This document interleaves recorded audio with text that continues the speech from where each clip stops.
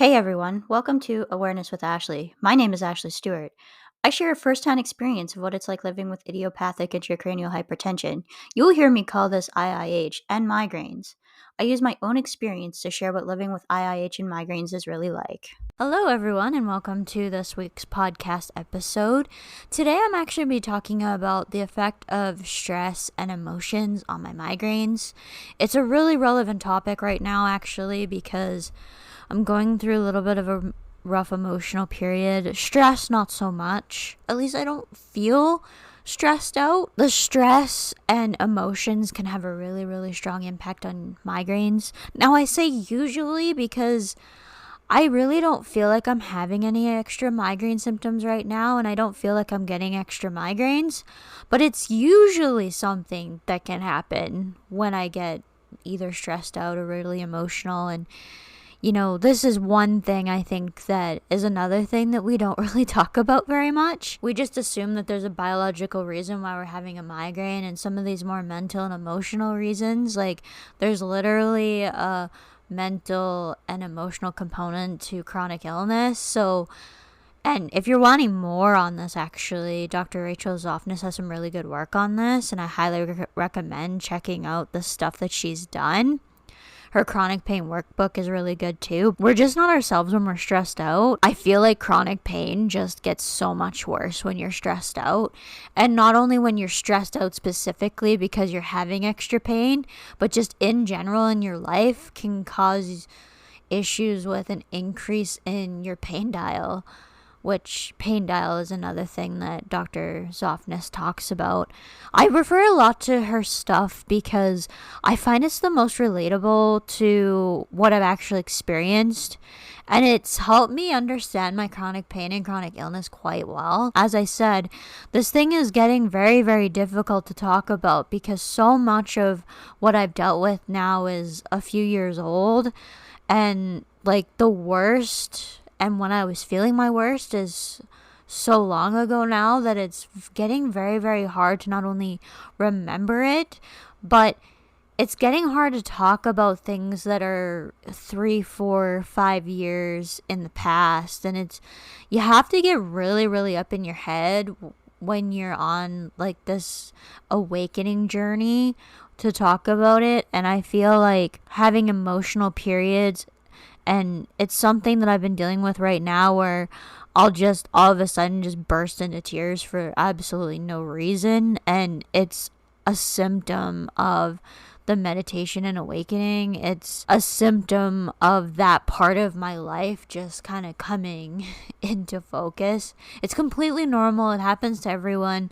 But it affects me in a little bit different of a way because of having chronic illness. That being said, when you ignore it, it can also make the situation not so great. Usually when I go through a rough time emotionally or with stress, that I can be prone to some extra migraine symptoms. And I say usually because although I'm feeling really emotional right now, I don't really feel any extra migraine symptoms. Now, this doesn't mean that my migraines are cured or anything. It's probably in the fact that my Aimovig, I just had a dose not that long ago.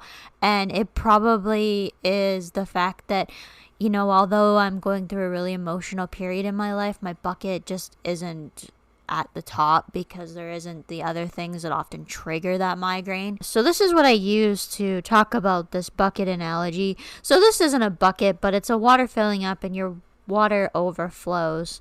So that particular example is the one I wanted to get into with this. So my bucket just isn't close to overfilling. I'm at probably one of the best points in terms of my menstrual cycle, and then the weather is actually doing okay. I've noticed a little bit of extra pain, but it's nothing that I can't deal with. When it comes to this stuff too, if there's a level of distraction, sometimes I can ignore it, and it's not good to always have distractions, but sometimes it's nice. Actually, I have to admit that, having an outlet to really have a good laugh or being really busy, which is what I'm going through right now, a little bit of both actually.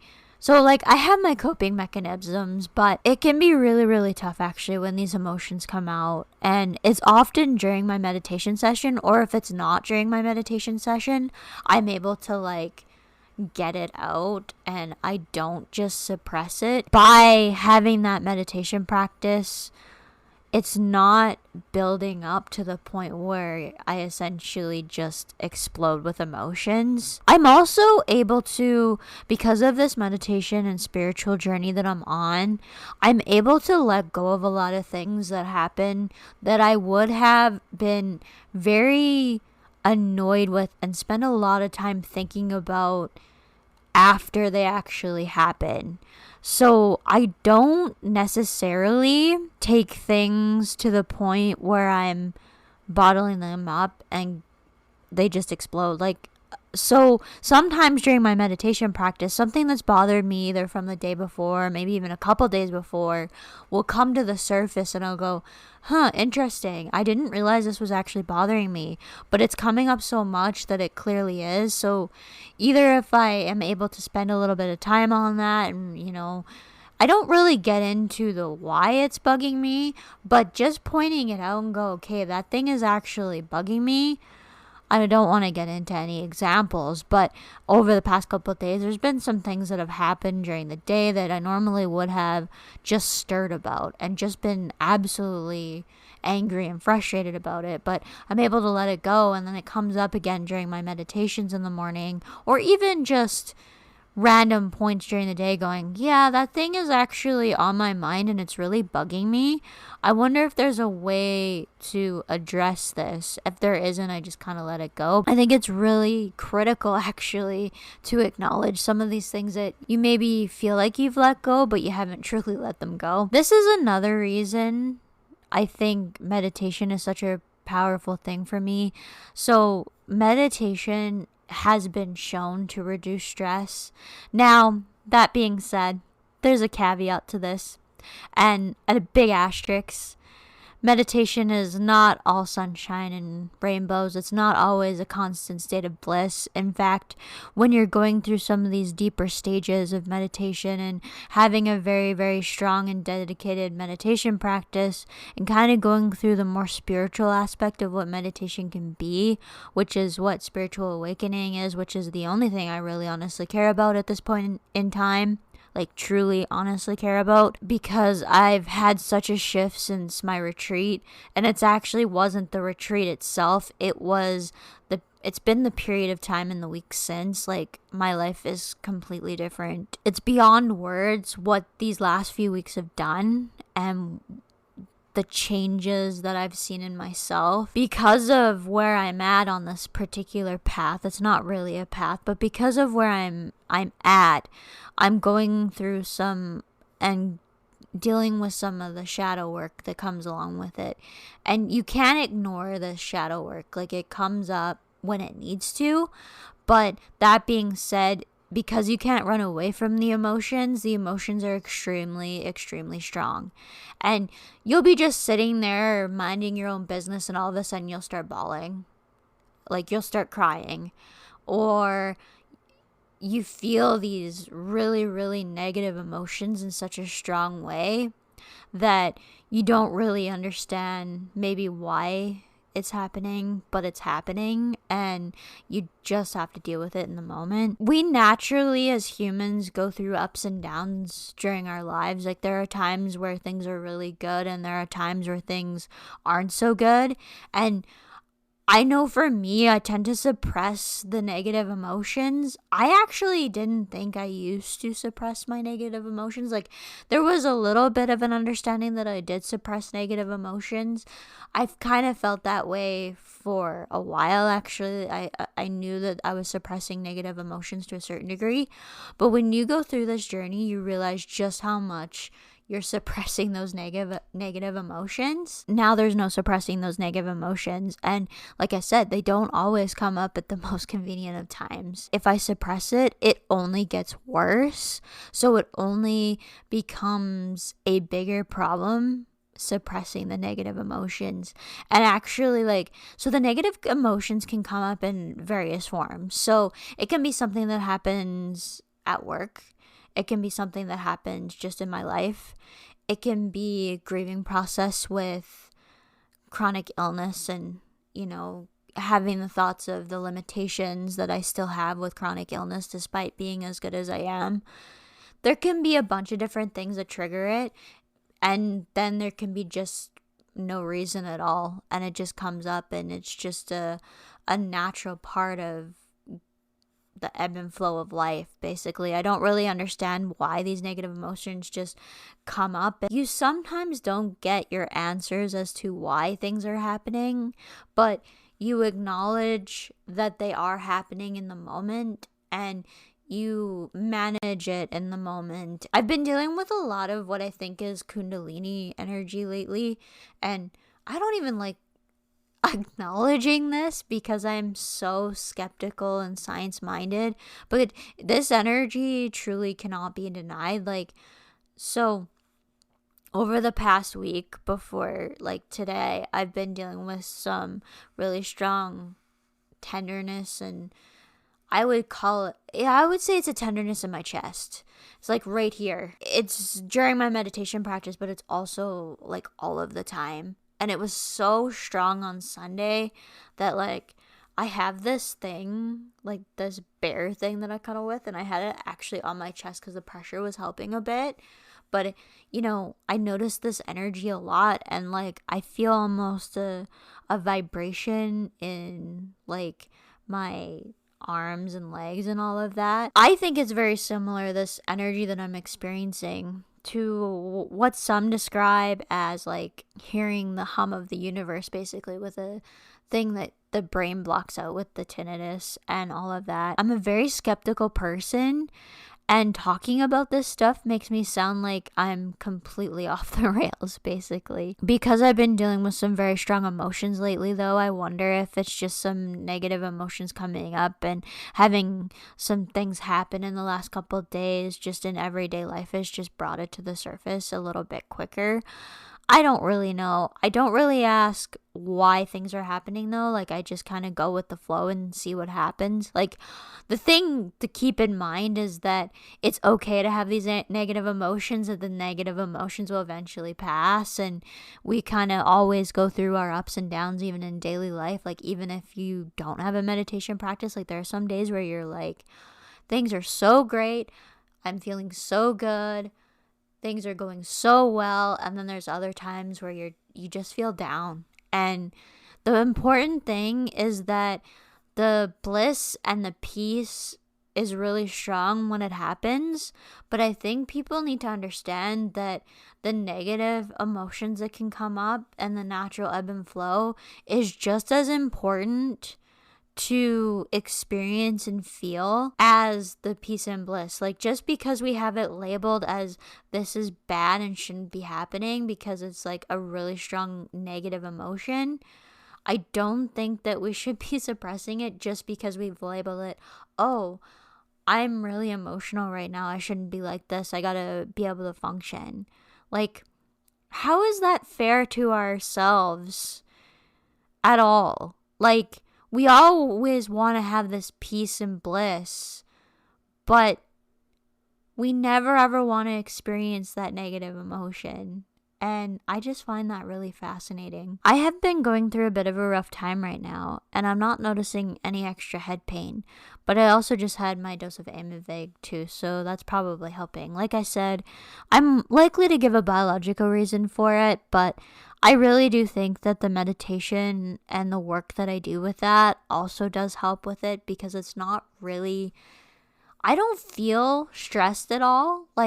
This feeling in my chest kind of reminds me a little bit of anxiety and a little bit of what stress used to feel like, but it's a different type of context, and it's really hard to describe it other than it's just an uncomfortable feeling.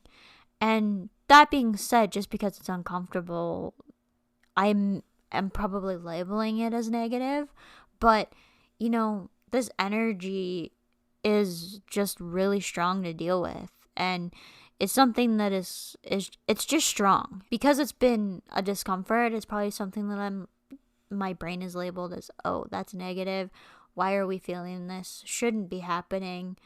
And those are kind of the thoughts that I have that have come and gone.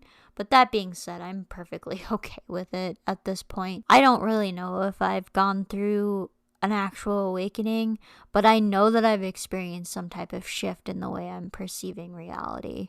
It's difficult to talk about and it's difficult to describe, and it's not really the content or focus of the channel, but it's something that is happening right now in my life, so it's really hard to ignore talking about it.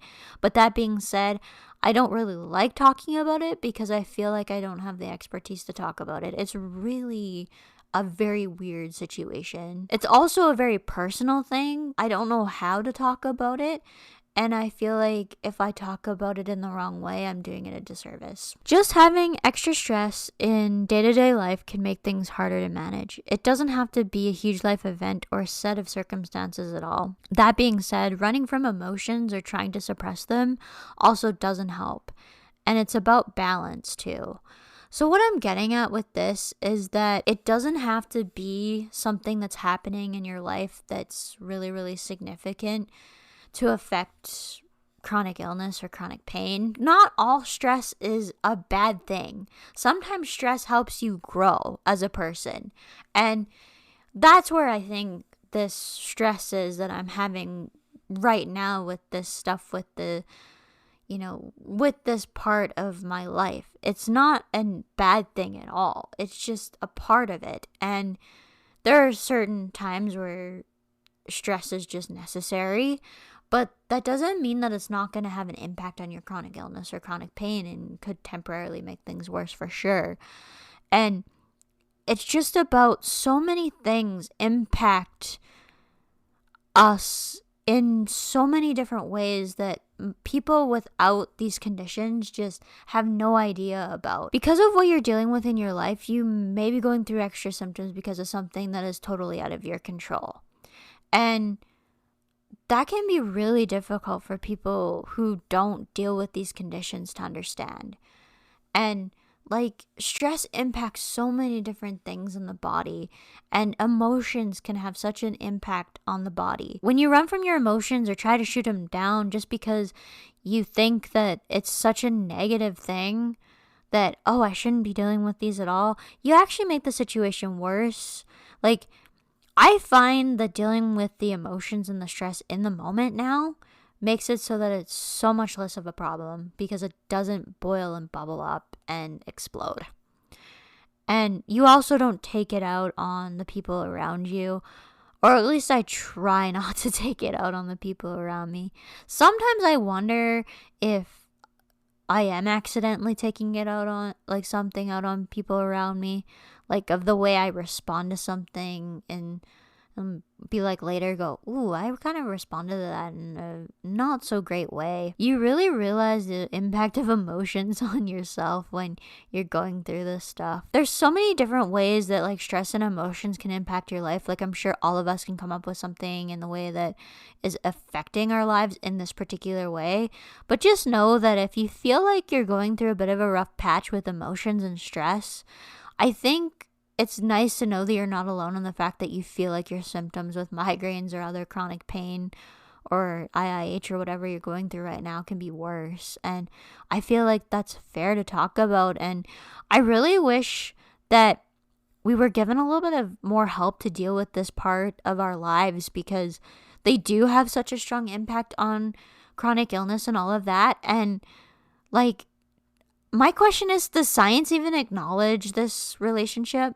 I really want to know, because I really do feel like there's not any emphasis put on stress, and knowing drugs and medication and medicine these days, they just put you on an anti-stress or anxiety or those type of medications, and just in that way, and not actually manage the root cause of the problem or give you tools to manage it without the medications. So maybe it's actually a good thing. The one thing I wish is that we were given more resources on how to deal with the mental and emotional aspect of dealing with chronic pain. But when it's not even really acknowledged, I guess it makes sense that we're not given resources on it. If you're wanting to follow me off of YouTube, you can do so on Instagram at Awareness with Ashley and TikTok at Awareness with Ashley as well. These you will find things like short videos and the short content. I do 3 short videos a week now. So I do the 2 regular ones that are clipped from the podcast, and then I do responding to comments. So if you have a question or something that you want me to answer, feel free to leave them in the comments down below. You can also find me on Facebook at Ashley Stuart, and that's the same as my YouTube channel for those of you who are watching off of YouTube. And for some other shenanigans, you can find me on Twitter at AshleyStewart94.